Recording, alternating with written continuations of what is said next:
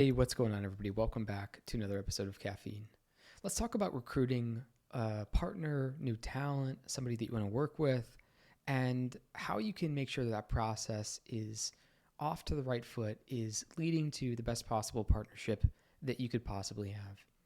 Now, when you first meet somebody, it's really easy to get excited. If you think about the first phase of working with anybody, there's this excitement, there's this fun, there's this newness, this possibility that comes with meeting somebody new.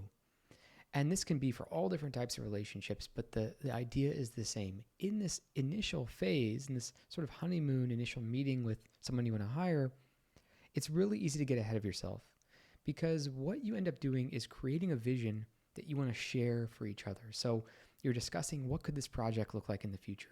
What could it look like if you work together?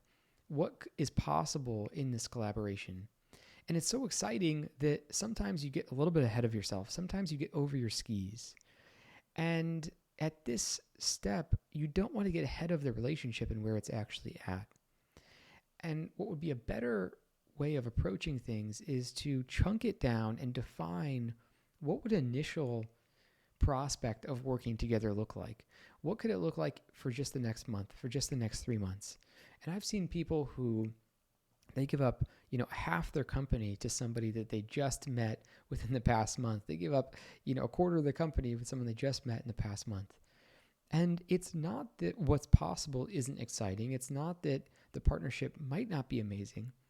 It's that to build a solid foundation of trust with somebody, you want to see some type of meaningful step forward together where you can both get a better sense about what it actually means to work together and if you can actually trust the person. So rather than getting ahead of yourself and getting so excited in that vision phase and doing something that puts where you both are way ahead of where the relationship is actually at, you know each other for a month, but you're already planning 3 years from now. Instead, it helps to chunk things down and understand what could a test look like for this relationship? What would it look like if we worked together for a month and see how it feels? What would it look like if we worked together for 3 months and see how it feels? So let us both discuss and agree. Let's work together for a month. Let's work together for 3 months. And if things are still amazing, if they feel like they still do today, then we can scope out the next 6 months or 12 months. But let's just do a trial phase first to see how it goes.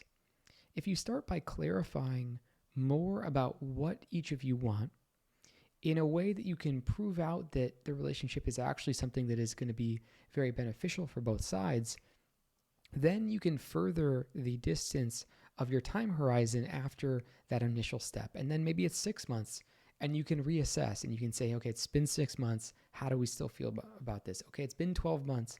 How do we feel about this?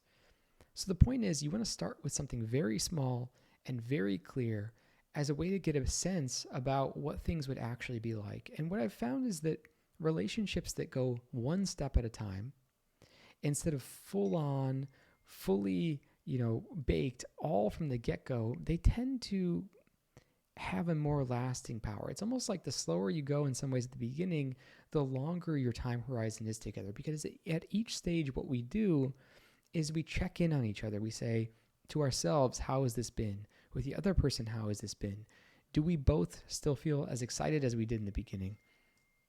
Apologies for the text message. Do we both still feel as excited as we do in the beginning? And that will allow you to take the first step forward. So if it comes to a meaningful partnership, a collaboration, someone you want to hire, don't get too excited in the vision. Start with something very small yet clear. And from there, you can reassess at month 1, month 3, month 6. And the longer you've had a relationship together, the longer you can forecast out into the future that you think to yourself, I know what this is going to be like. Because at every step of the way, we've been in agreement, we've worked through small problems, and we've seen what it's been like to work through problems together. And now I feel comfortable and confident that I can make this relationship truly last. So I hope that helps you when you think about collaboration, hiring, even partnerships and relationships. It's something I see all the time is people getting ahead of themselves way too quickly in the excitement phase, not laying out a specific short-term project that you can both work on to get a sense about working with each other, and then building the relationship step by step from there. I hope this helps as you think about hiring and partnerships. If you have any questions, let me know in the comments. I'll be back again very soon. Thanks.